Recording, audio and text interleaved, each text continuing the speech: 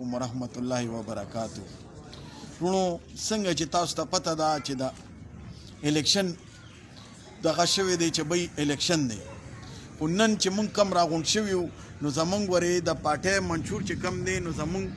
لبیک یا رسول الله پارټي ده او زمونږ منشور یو د اسلام دی، ړومبی بیا د پاکستان دی، دریم د عوام دی. تاسو کو دا نورې پارټۍ کتلي نو دی دلته وخت تیر کړی دی، کم از کم د عوامي نیشنل پارټۍ چې کم دی نو دلته تیر شوی دی، لکه ایم این ای پې راغلی دی، ایم پی ای پې راغلی دی، داسې د جمعیت والا چې کم دی نو د هغې درې پیرې راغلی دی، داسې د مسلم لیگ والا د پی ټي آی والا 2 پیرې راغی. خو زمونږ چې کم منشور دی اول زمونږ اسلام دی. اسلام کې تا ته څه وایي چې د الله او د الله د رسول کومه لار طریقه ده په هغې به مونږ ځو او دا زمونږ د دنیا هم کامیابي ده او د آخرت هم کامیابي ده. دویم پاکستان دی. پاکستان کې د بدې د مرغه چې دی مطلب دا دی 76 سالو شو منګه چې دی د انګریز نه ازادي اخیستې وه دې دپاره چې بی مونږ ته به سهولیات راشي، خو سهولیات په ځای مونږ ته تکلیفونه راځي. هغې به خو بیا هم پس خبره ده د پول به سم و دغه به سم و ستا کو دلته سړک جوړ کړي نو بیا چې دی میاشت 2 پس کو پې لږ اوبه راشي نو بس هغه بیا ختم وي. د پول خو مطلب دا دی د انګریز دا پول نه به سیکل هم نه تو زمونږ دی نه خو 10 ویلر ګاډي هم لاندې پروت وي. د هغې وجه څه ده چې زمونږ کو څومره راغلي ټولو په غلا باندې دي. قبله صرف پیسه کړې ده، د الله د رسول یره ورسره نشته. دریم د قانون کې دغه کې وایي اسلام کې هم چې دی په د پاکستان قانون کې وایي د عوام چې کم دی نو دا د دې ملک حکمرانان دي، د عوام نه دي، او د افسران او دا کم چې دي د نوکران دي، دې ته په انګریزي کې سیول سروینټ وایي. خو د بدې د مرغه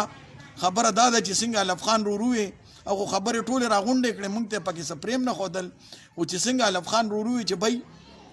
هغې نه یې سچو سره تاله دغه خرابوي، نه ستاله چې دی ای سی ډي سی سره دغه خرابوي، تعلق خپل خرابوي. ولې چې هغې ته پته ده چې یاره د عوامو مطلب دا دی مونږ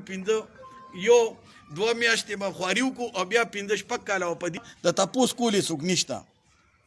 نو څنګه چې الف خان رورو وی چې زمونږ پارټي نوې پارټي ده، نوې خیر نه ده الحمدلله، په صوبه کې په پوره پاکستان کې دومره وټونه اغشتي، په سند کې په پنجاب کې چې 2م نمبر راغلی ده او ټایم هم دومره نه شوی چې څومره دی مطلب دا دی دغه وکړو. بل مونږ عاشق رسول الله صلی الله علیه وسلم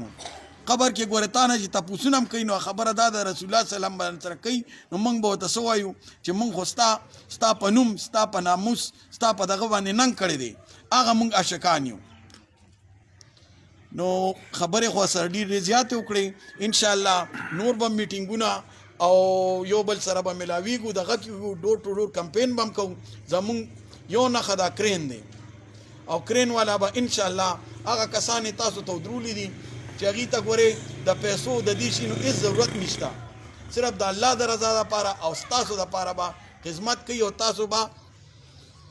لاس یو زمونږ به ګریواني کو کامیابي م راکړه انشاءالله چې سی ابه تاسو عوامو ته په مخامخ یو رادخ کوو به د روایتي خلکو نه به هم لر کوو او انشاءالله تاسو ته به په خپل کور کوڅې ته هر څه داخ کېږي. نو چې څنګه تاسو تنظیم والا کسان دي کور په کور کوڅه په کوڅه به ګرځئ چې بی زمونږ کرین نښه ده